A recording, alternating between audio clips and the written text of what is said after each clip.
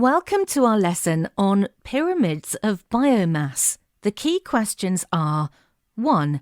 What does a pyramid of biomass show? 2. What happens to biomass as you move along a food chain? 3. How efficient is biomass transfer in a food chain? 4. How does the efficiency of biomass transfer relate to the number of organisms at each trophic level? 5. How do you construct a pyramid of biomass?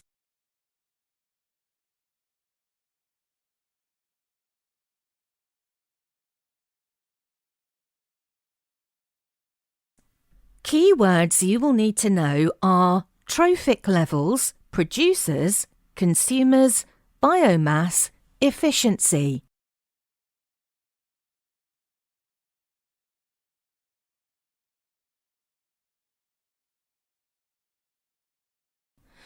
Biomass is the amount of dried matter contained in all of the organisms at each trophic level. We can show this in a pyramid of biomass. The base of the pyramid represents the first trophic level, so the producers in the food chain. These producers take in energy from the sun and use it to synthesize glucose. Producers make biomass.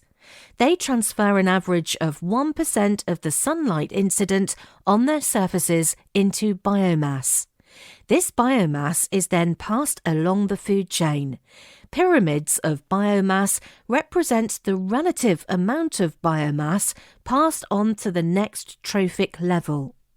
In each stage of a pyramid of biomass, approximately 10% is passed on to the next trophic level. The rest is lost. This means that if the producers in a food chain had a mass of 100 grams, the primary consumers would only gain around 10 grams of biomass.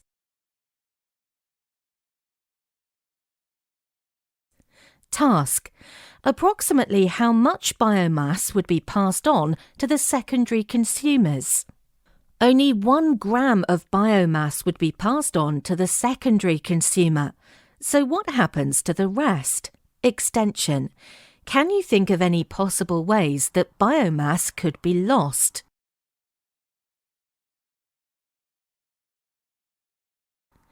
Biomass in a food chain can be lost in 3 main ways: egestion, respiration, and urine.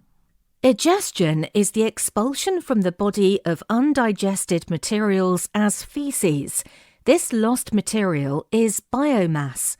Some parts may not even be eaten, such as shells or roots of plants. This means that these parts of the organism don't become biomass in the next trophic level. Respiration is the breakdown of glucose molecules with oxygen, forming water and carbon dioxide. These products are removed from the body by exhalation or passing urine. So the glucose taken in by the organism again does not become part of its biomass. The rate of respiration is increased if an animal has to chase or fight its prey, meaning more biomass is lost in this way. Excretion is the way that other waste products from reactions are removed from the body. This includes urine. So again, those substances are lost and do not become part of the biomass. In order to become part of the biomass of the next trophic level, the molecules must be digested and then used in the organism's cells to build new structures or increase the size of existing ones. At each trophic level, the biomass gets smaller and smaller as it's lost from each transfer. Task: answer this AQA exam question. The amount of living material, biomass, at each stage in a food chain is less than at the previous stage. The diagram below shows a food chain. Give 2 ways in which biomass is lost in this food chain.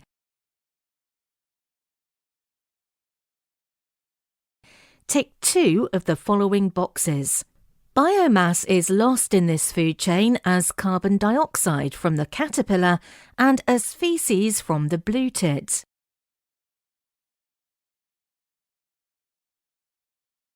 Extension.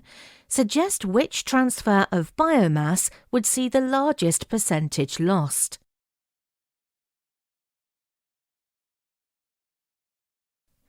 Biomass will be lost at each transfer.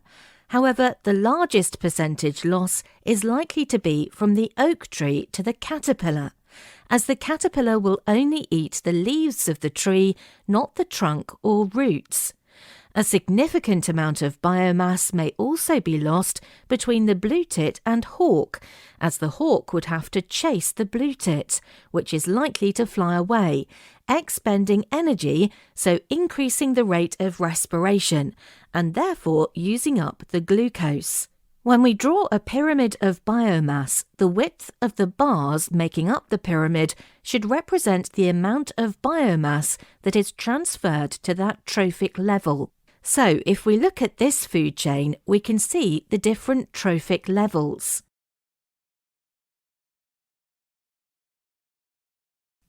The first trophic level is the phytoplankton, the second, the krill, the third, the chinstrap penguin, and fourth, the seal.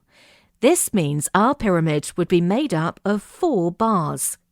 If we put some numbers for the possible biomass of each trophic level, we can construct an accurate pyramid of biomass.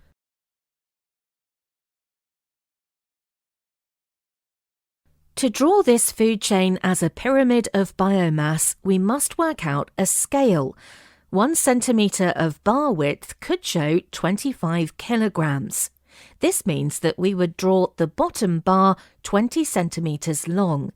This would represent the 500 kilograms of phytoplankton. The next bar up should be central to the bottom bar and should be 10 centimetres in width to represent the 250 kilograms of krill.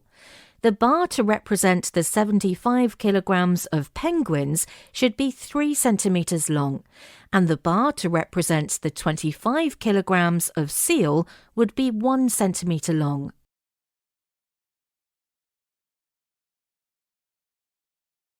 All pyramids of biomass have the largest bar at the bottom and get smaller as you move through the trophic levels.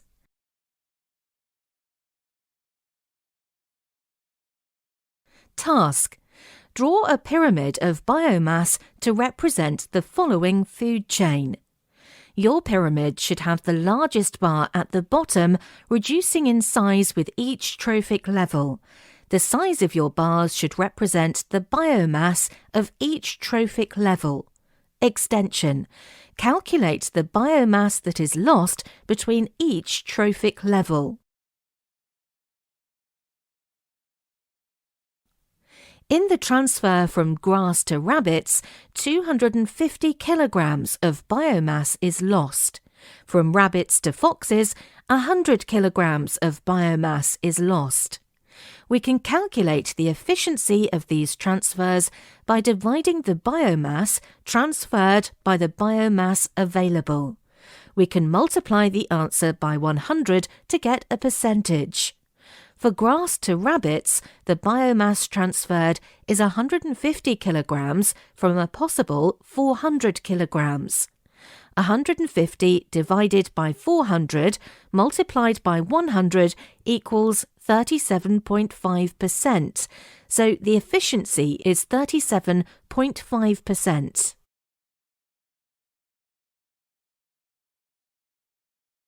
Task. Calculate the efficiency of the energy transfer between rabbits to foxes. 15 divided by 150 multiplied by 100 equals 10%. As we move up the pyramid of biomass, the efficiency of the energy transfers will reduce.